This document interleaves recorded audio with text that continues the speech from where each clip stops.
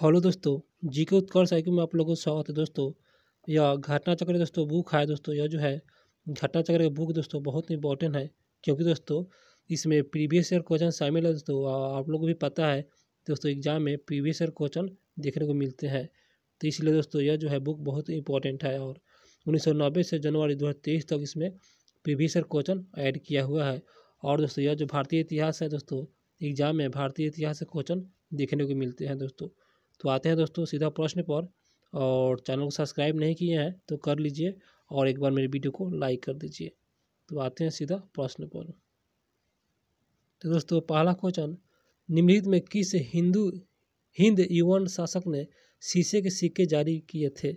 इसका सही आंसर है जो ऑप्शन ए। यह जो है स्टेटो दोस्तों, स्टेटो सेकेंड दोस्तों। यह जो है हिंद यवन शासक ने, यह जो है स्टेटो सेकेंड हिंद यवन शासक है, और इसी ने दोस्तों शीशे के सिक्के जारी किए थे। आते हैं अगले प्रश्न पे। अगला प्रश्न है दोस्तों, निम्नलिखित शासकों में किसके सिक्के पर संकर्षण एवं वासुदेव दोनों अंकित है? इसका सही आंसर है ऑप्शन डी। यह आगा थोकलीज दोस्तों, यह जो है इन दोनों पर अंकित किया गया है। तो आते हैं दोस्तों अगले प्रश्न पर। चैनल को सब्सक्राइब नहीं किए हैं तो कर लीजिए। तो प्रश्न होगा दोस्तों, निम्नलिखित में कौन सा एक अन्य तीनों के यह समसामयिक नहीं है? तो समसामयिक नहीं है तो भिन्न बताना है। इसके आंसर सी मिलिंद, जो कि भिन्न है, और बाकी दोस्तों तीनों जो है समसामयिक से संबंधित है, बिंबिसार, गौतम बुद्ध और प्रसेनजीत। और आते हैं अगले प्रश्न पे। 4 नंबर क्वेश्चन पर आते हैं दोस्तों, काव्य शैली का प्राचीनतम नमूना किसके अभिलेख से मिलता है? तो आइए देखते हैं किसके अभिलेख से मिलते हैं। तो दोस्तों इसका सही आंसर हो जाएगा ऑप्शन ए। यह जो है कठियावाड़ा के रुद्र दामन दोस्तों। कठियावाड़ा के रुद्र दामन जो है ना, जो इन्हीं के नमूने हैं दोस्तों। यह जो है काव्य शैली प्राचीनतम नमूना किसके अभिलेख से मिलते हैं? तो रुद्र दामन के अभिलेख है, कठियावाड़ा के रुद्र दामन है, और इन्हीं का अभिलेख से मिलता है काव्य शैली का प्राचीनतम नमूना। आते हैं अगले प्रश्न पे। अगला प्रश्न है, किस अभिलेख में रुद्र दामन प्रथम की विभिन्न उपलब्धियां वर्णित है? वह कौन सा अभिलेख है? इसका आंसर एक जूनागढ़ अभिलेख में दोस्तों रुद्र दामन प्रथम का विभिन्न उपलब्धियां वर्णित है। अगला प्रश्न पर आते हैं। तो अगला प्रश्न, बिना बेगार के किसने सुदर्शन झील का जीर्णोद्धार करवाया? इसका सही आंसर ऑप्शन डी। रुद्र दामन प्रथम ने दोस्तों ये बिना बेगार के यह सुदर्शन झील का जीर्णोद्धार करवाया था, रुद्र दामन प्रथम ने। अगला प्रश्न है कदमक क्षत्रपों ने निम्नलिखित में से किस धातु में अति दुर्लभ सिक्के प्रचलित किए थे? तो किस धातु में, तो कौन सा धातु है? तो इसका सही आंसर ऑप्शन 1 दोस्तों ताम्र धातु है, जो कि यह जो इसी धातु में दुर्लभ सिक्के का प्रचलन किया गया था। अगला प्रश्न पर आते हैं। अगला प्रश्न है दोस्तों, यहाँ पर सूची 1 और सूची 2 है, इसे सम्मिलित करना है। तो सूची 1 सूची 2 है, आइए सम्मिलित करते हैं। तो दोस्तों इसका सही आंसर ऑप्शन सी हो जाएगा। आइए इसे मिलान कर लेते हैं। तो यह जो है डिमेट्रियस दोस्तों, यह जो है हिंद यूनानी, और रुद्र दामन तो दोस्तों यह जो है शक से संबंधित है। और उसके बाद गोडोफनीज यह जो है पोलो से संबंधित है, और बीम दोस्तों यह कुषाण से संबंधित है। इस प्रकार इसका आंसर सी। अगला प्रश्न पर आते हैं। तो यहाँ पर भी है, नोट्स में है। आते हैं 9 नंबर क्वेश्चन पे। उत्तरी तथा उत्तरी पश्चिमी भारत में सर्वाधिक संख्या में तांबे के सिक्के जारी किया था, जो कि दोस्तों यहाँ पर उत्तरी पश्चिम भारत में सबसे अधिक मात्रा में तांबे के सिक्के जारी किया था। वो कौन सा, किसके द्वारा? इसका आंसर बी हो जाएगा, कुषाणों द्वारा करवाया गया था। उत्तरी पश्चिमी भारत में सबसे अधिक तांबे के सिक्के कुषाणों द्वारा यह चलवाया गया था, या दोस्तों किया गया था। अगला प्रश्न है, प्राचीन भारत में निम्न में से किस एक ने नियमित रूप से सोने के सिक्के चलाए? यहाँ पर दोस्तों नियमित रूप से, इसका आंसर सी कुषाणों द्वारा चलवाया गया था। अगला प्रश्न पर आते हैं। अगला प्रश्न है, बुध का किसके सिक्के पर अंकित है? बुध किसके सिक्के पर अंकित है? तो आइए देखते हैं किस पर अंकित है। तो दोस्तों इसका सही आंसर हो जाएगा ऑप्शन बी दोस्तों कनिष्ठ के सिक्के पर अंकित है बुध। जो बुध जो है यह जो है सिक्का है जो है कनिष्ठ के सिक्के पर अंकित है। आते हैं अगले प्रश्न पे। अगला प्रश्न है निम्नलिखित में किस शासक को सर्वप्रथम सोने के सिक्के जारी करने का श्रेय दिया जाता है? सर्वप्रथम सोने के सिक्के जारी करने का श्रेय, इसका आंसर बी भीम कोडफिशियस। भीम कोडफिशियस को सर्वप्रथम सोने के सिक्के जारी करने का श्रेय दिया जाता है। अगला प्रश्न पर आते हैं तो थोड़ा सा पेज को जूम करेंगे। आते हैं निम्नलिखित में से किसने भारत में स्वर्ण सिक्के का प्रचलन नियमित उपयोग के लिए किया था? तो स्वर्ण सिक्के का प्रचलन नियमित उपयोग के लिए, इसके आंसर एक भीम कोडफिशियस। क्वेश्चन वही है दोस्तों, थोड़ा सा उसका लैंग्वेज थोड़ा सा हट के है। अगला प्रश्न है इनमें से किसने सर्वप्रथम व्यापक पैमाने पर स्वर्ण मुद्रा प्रचलन किया था? इसके आंसर सी भीम कोडफिशियस। देखिए दोस्तों व्यापक पैमाने का तात्पर्य है सबसे अधिक मात्रा में स्वर्ण मुद्रा चलाया था भीम कोडफिशियस। अगला प्रश्न पर आते हैं। ये जो है अगला प्रश्न है योधेय सिक्के पर किस देवता का अंकन मिलता है? तो योधेय एक सिक्का है उस पर किस देवता का अंकन मिलता है? इसका आंसर डी कार्तिकेय का जो कि यह अंकन मिलता है योधेय सिक्के पर। अगला प्रश्न है कनिष्क के सारनाथ बौद्ध प्रतिमा अभिलेख की तिथि क्या है? इसका सही आंसर ऑप्शन बी 81 ईस्वी जो कि सन है 81 ईस्वी दोस्तों। कनिष्क के सारनाथ बौद्ध प्रतिमा का जो अभिलेख है उसका तिथि 81 ईस्वी है। अगला प्रश्न पर आते हैं 17 नंबर क्वेश्चन। कुषाण शासक कनिष्क का राज्याभिषेक किस सन हुआ था? इसका आंसर डी 78 AD में दोस्तों हुआ था। जो कुषाण शासक है कनिष्क जिनका राज्याभिषेक 78 AD में हुआ था। अगला प्रश्न है शक संवत कब प्रारंभ किया गया था? इसका सही आंसर हो जाएगा बी 78 ईस्वी में प्रारंभ हुआ था शक संवत। अगला प्रश्न है विक्रम एवं शक संवतों में कितना अंतर वर्षों में बताना है? इसका आंसर सी 135 वर्ष का अंतर होता है विक्रम और शक संवतों में अंतर।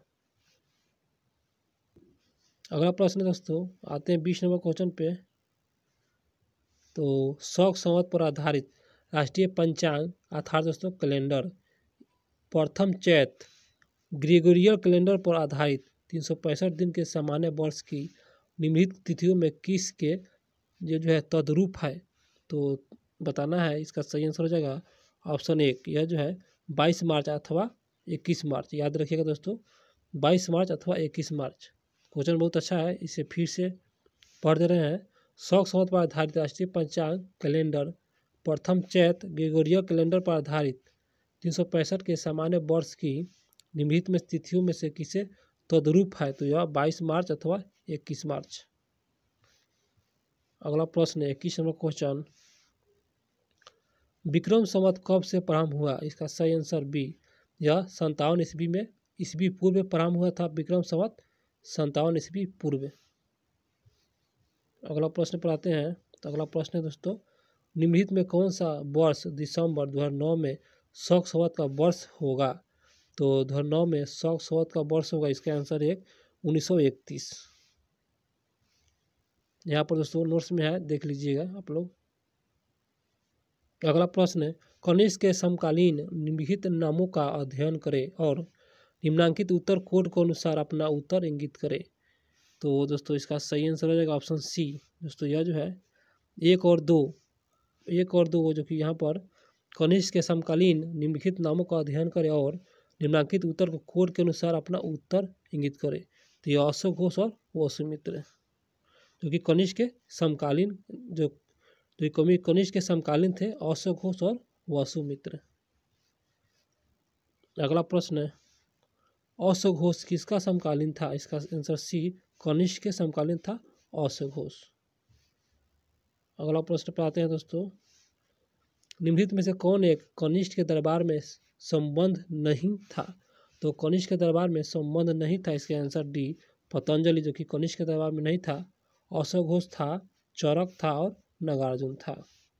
अश्व घोष, चरक और नागार्जुन।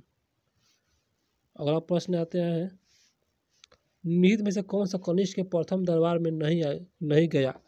तो कौन था दोस्तों जो कनिष्क के प्रथम दरबार में नहीं गया? इसका आंसर डी, विशाखादत्त। और जो कनिष्क के प्रथम दरबार में गया था वह अश्वघोष था, पार्श्व था, वसुमित्र था। अगला प्रश्न पर आते हैं, निम्नलिखित नगरों में से किसका उल्लेख कनिष्क के रौप्तक अभिलेख में नहीं है? तो कनिष्क के रौप्तक अभिलेख में नहीं है। इसका आंसर दोस्तों एक यह जो है श्रावस्ती, जो कि यह कनिष्क के अभिलेखों में नहीं है। और जो है कौशाम्बी है दोस्तों, और पाटलिपुत्र है, और चंपा है। कौशाम्बी, पाटलिपुत्र और चंपा यह कनिष्क के रौप्तक में यह सम्मिलित किया गया है। अगला प्रश्न है, इनमें से किस आयुर्वेदाचार्य ने तक्षशिला विश्वविद्यालय में शिक्षा प्राप्त किया? इसका सही आंसर हो जाएगा सी और डी दोस्तों, चरक और जीवक, जो कि यह तक्षशिला विश्वविद्यालय में शिक्षा प्राप्त किया था, चरक और जीवक। अगला प्रश्न पर आते हैं। अगला प्रश्न, पुष्यमित्र शुंग द्वारा 2 अश्वमेध यज्ञ किए जाने के बारे में जानकारी किस लेख से मिलता है? इसके आंसर सी, यह जो है यह अयोध्या लेख से मिलता है। अयोध्या लेख से मिलता है, जो कि पुष्यमित्र शुंग द्वारा 2 अश्वमेध यज्ञ कराने के बारे में जानकारी अयोध्या लेख से प्राप्त होता है। इसमें दोस्तों बहुत अच्छा क्वेश्चन दिया हुआ है, एग्जाम संबंधी लेवल क्वेश्चन है। तो प्रश्न होगा, शुंगों के पूर्वज मूलतः किसका स्थान थे? शुंगों के पूर्वज मूलतः किस स्थान से थे? तो आइए देखते हैं किस स्थान से थे। दोस्तों इसका सही आंसर हो जाएगा ऑप्शन सी, यहाँ पर उज्जैन से थे।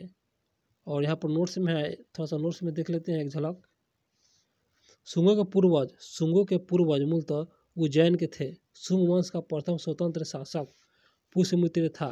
धनदेव के अयोध्या अभिलेख से उसके द्वारा अश्वमेध यज्ञ के किए जाने का साक्ष्य जो कि मिलता है। अगला प्रश्न पर आते हैं, शुंग वंश के बाद किस वंश ने भारत पर राज खींचा? शुंग वंश के बाद, इसका आंसर सी, कौनो वंश। शुंग के बाद दोस्तों कौनो वंश से राज किया था। अगला प्रश्न पर आते हैं। प्रश्न है, निम्नलिखित में कौन सा शासक वर्ण व्यवस्था का रक्षक कहा जाता है? इसका आंसर दोस्तों सी, गौतमीपुत्र सतकर्णी, जिनको वर्ण व्यवस्था के बारे में या वर्ण व्यवस्था का रक्षक कहा जाता है, गौतमीपुत्र सतकर्णी। अगला प्रश्न है, मौर्य के बाद दक्षिण भारत के सबसे प्रभावशाली राजा। तो मौर्य के बाद दक्षिण भारत के सबसे प्रभावशाली राजा बताना है। इसका आंसर एक, सातवाहन दोस्तों, यह आंध्र सातवाहन के नाम से भी जाना जाता है। आते हैं अगले प्रश्न पे। अगला प्रश्न, सिमुक निम्न वंशों में से किसका संस्थापक था? इसका सही आंसर ऑप्शन डी, सातवाहन का संस्थापक था दोस्तों। सिमुक जो था ना, बताना है कि वंशों में से किसका संस्थापक था, तो सातवाहन का संस्थापक था सिमुक। अगला प्रश्न है, 35 नंबर क्वेश्चन पर आते हैं, किस चीनी जनरल ने कनिष्क को हराया था? इसका सही आंसर एक, यह जो है पांचाऊ दोस्तों, पांचाऊ ने दोस्तों कनिष्क को हरा दिया था, पांचाऊ। बहुत अच्छा प्रश्न। अगला प्रश्न है, निम्न में से किस वंश के साम्राज्य की सीमाएं भारत के बाहर तक फैली थी? इसका सही आंसर हो जाएगा बी और सी, मौर्य वंश का भी फैला था, जो कि सीमाएं भारत के बाहर, और कुषाण वंश, मौर्य वंश और कुषाण वंश, आप लोग याद रखिएगा। बहुत अच्छा प्रश्न है, जो कि इन दोनों का सीमा भारत के बाहर फैला था। अगला प्रश्न है, बाल विवाह प्रथा आरंभ हुई? इसका सही आंसर हो जाएगा बी, कुषाण काल में हुआ था प्रारंभ बाल विवाह प्रथा। अगला प्रश्न, निम्नलिखित में से किस स्थल से शासक मिनेंडर के 16 सिक्के प्राप्त हुए? इसका आंसर एक, बैराट से दोस्तों, बैराट से, जो कि यहाँ पर 16 सिक्के प्राप्त हुए थे बैराट से। अगला प्रश्न है 39 नंबर क्वेश्चन, निम्नलिखित युगों में से कौन सा एक सही सम्मिलित है? सही को चुना है। इसका आंसर बी, यह जो है कुषाण गांधार कला शैली से संबंधित है, कुषाण गांधार कला से शैली से संबंधित है। अगला प्रश्न है 40 नंबर क्वेश्चन पर आते हैं, कला की गांधार शैली निम्न में से फली फूली है, काला की गांधार शैली निम्न समय फली फूली थी। तो दोस्तों काला के जो गांधार शैली था ना, किसके समय फली फूली थी? इसका आंसर एक कुषाण काल के समय फली फूली थी। अगला प्रश्न है 41वां क्वेश्चन, शक क्षत्रप काल में सोने सिक्के अनुपात क्या था? दोस्तों शक क्षत्रप के काल में जो सोने और चांदी का जो सिक्का था ना, इसका अनुपात 1:35 था। सोना 1 और चांदी 35, 1:35। दोस्तों इस वीडियो में इतना ही, और इसके बाद नेक्स्ट क्वेश्चन अगले वीडियो में लाएंगे। तो मेरा वीडियो अच्छा लगा हो तो सब्सक्राइब कर लीजिए, ताकि अगला वीडियो आप लोग को समय से मिल सके। तो चैनल को सब्सक्राइब कर लीजिएगा और लाइक कर दीजिएगा, भूलिएगा नहीं। तो मिलते हैं दोस्तों अगले वीडियो में, बहुत जल्द लेकर आएंगे।